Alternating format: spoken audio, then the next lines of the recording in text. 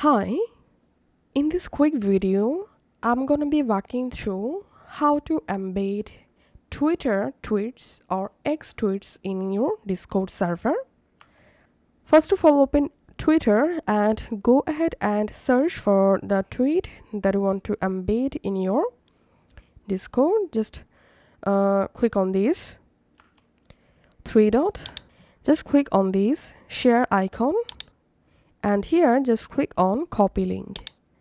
Once you successfully copied the specific tweet link, now go to your Discord and go to the chat or go to the server where you want to embed or post the Twitter tweet. Just paste the link and hit enter. Once you are in your server, select the specific channels and just paste the Twitter link and hit enter. And as you can see, my Twitter tweet successfully embedded. So that's how we can do it. If this video will help you out, please leave a like and leave a comment down below. Thank you for watching.